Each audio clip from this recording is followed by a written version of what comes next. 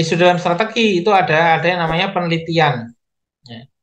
Hasil penelitian dapat menjadi referensi bagi perusahaan sehingga dapat dijadikan sebagai acuan untuk mengambil keputusan yang tepat.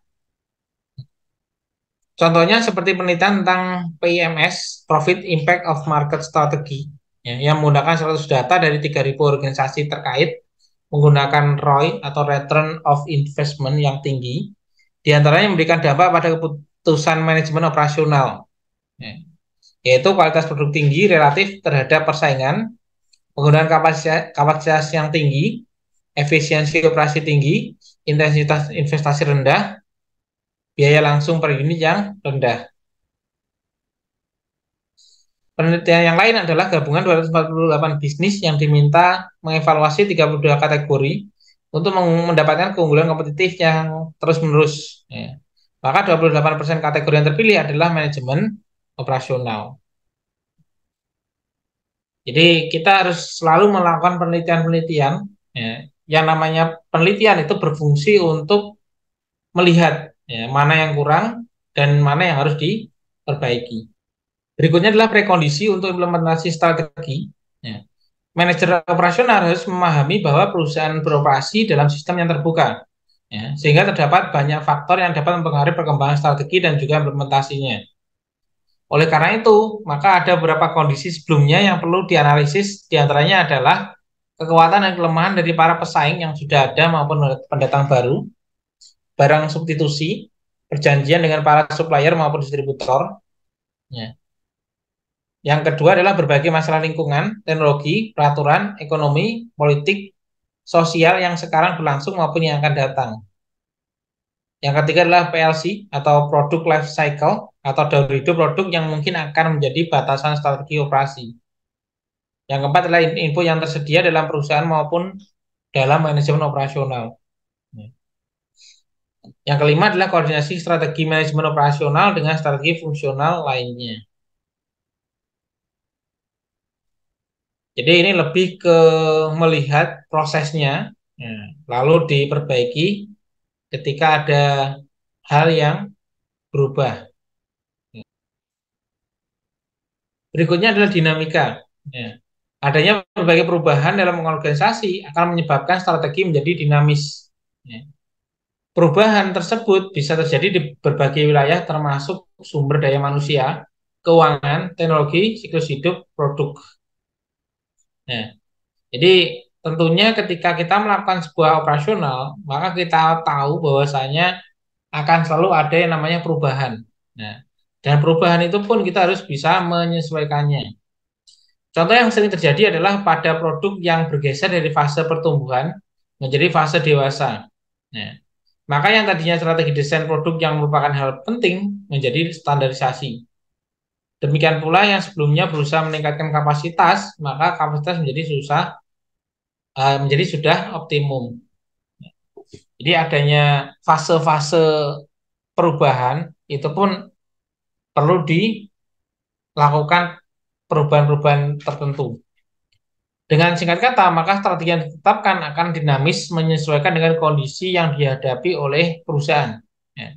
Sehingga manajer operasional tidak harus rigid tetapi fleksibel dan mempertimbangkan berbagai perubahan yang terjadi karena akan berkaitan dengan posisi kompetitifnya dalam persaingan. Ya. Jadi uniknya dari manajemen operasional itu adalah tidak ada operasional yang sempurna, selalu akan ada perubahan. Selalu akan ada perbaikan. Nah, berikutnya adalah pengembangan dan implementasi strategi. Nah, setelah kita tentukan mana strategi yang cocok, lalu kita identifikasi faktor kunci suksesnya. Ya, kita bisa menganalisis menggunakan SWOT ini. Ya, ini yang sering mungkin teman-teman sering dengar, yaitu adalah strength, weakness, opportunity, dan juga threat. Ya, strength itu adalah kekuatan atau hal-hal yang merupakan sisi positif di perusahaan. Weakness itu adalah kelemahan atau hal-hal yang merupakan sisi negatif di perusahaan. Opportunity, peluang yang kemungkinan masih terbuka bagi perusahaan. Threat, ancaman yang kemungkinan harus dihadapi perusahaan. Ya. Jadi kita harus tahu eh, kunci suksesnya. Apakah di kekuatan ataupun di opportunity-nya, ya, atau peluangnya. Ya. Bagaimana kekuatan perusahaan itu mampu memenuhi peluang yang ada di pasar. Yang kedua adalah membangun organisasi, ya, melalui pengenalan strategi dan faktor kunci sukses. Pengelompokan kegiatan diperlukan dalam struktur organisasi. Yang ketiga adalah pengisian tenaga kerja yang akan melakukan pekerjaannya.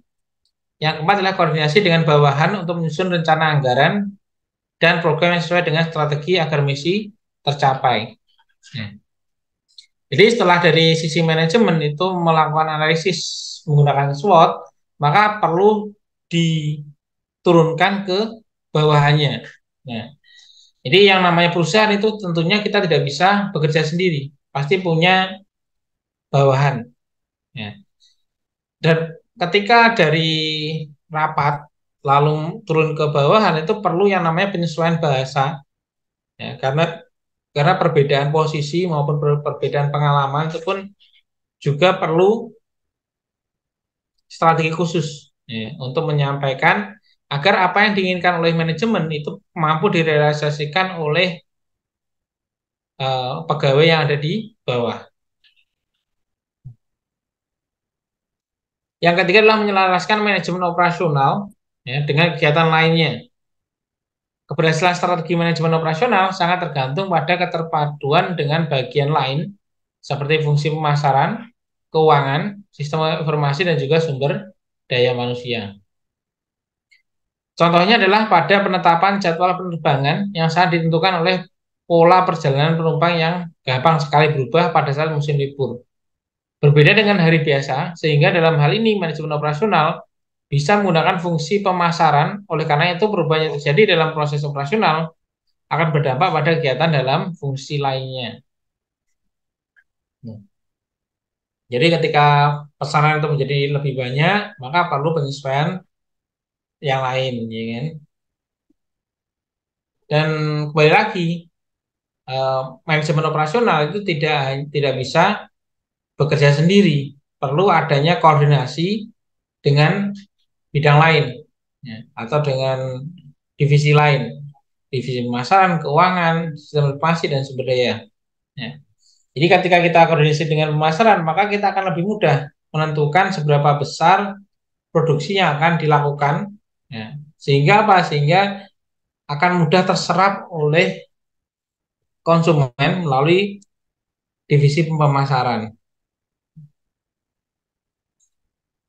Nah, contohnya ketika ada pesanan masuk besar itu kan berawal dari pemasaran masuk ke operasional. Nah, ketika masuk tentunya perlu tambahan biaya untuk melakukan proses pesanan tersebut. Nah, sehingga kita perlu melakukan koordinasi dengan bagian keuangan. Nah, ketika dirasa untuk proses produksi itu sudah mentok untuk peningkatan jumlah produksinya, maka diperlukan yang namanya sistem informasi agar apa akan menjadi lebih mudah, ya, pekerjaan menjadi lebih cepat. Nah, dan juga perlu perlu melakukan perubahan, ya, dari sisi SDM.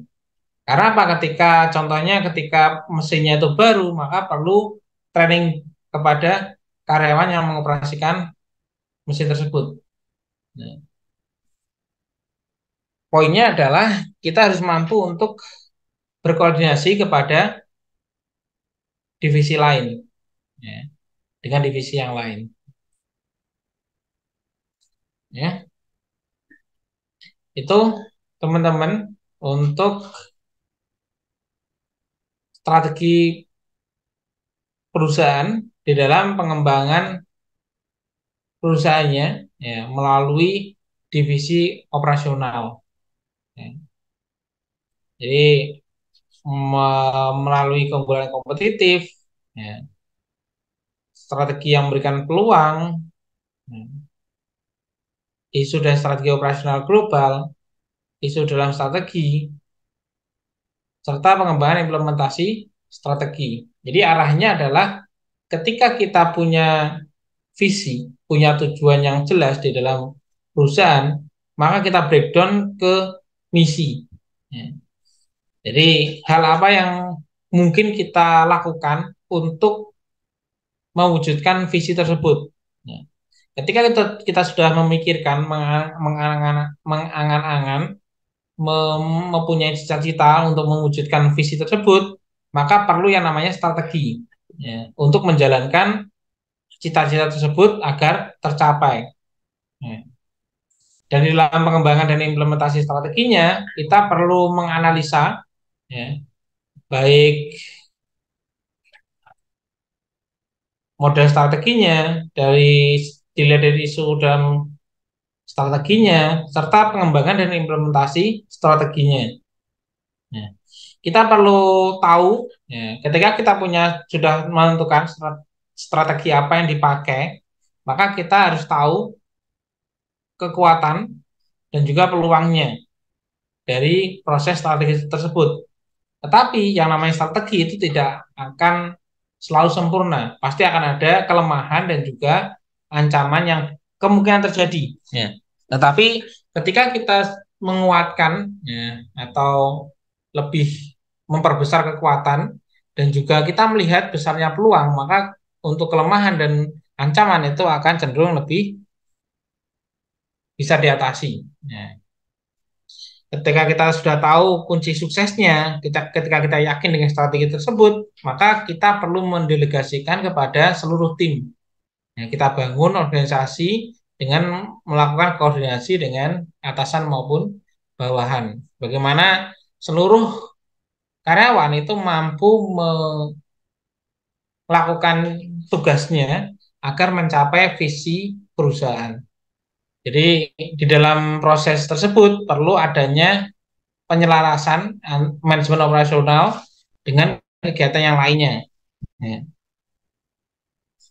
Jadi dari divisi satu dengan divisi yang lain itu perlu adanya koordinasi, ya, perlu adanya kerjasama untuk mewujudkan visi dari perusahaan, ya, seperti itu. Nah, untuk operasional ini pun ini juga bisa diterapkan di usaha teman-teman ataupun di kehidupan teman-teman sekalian. Ya.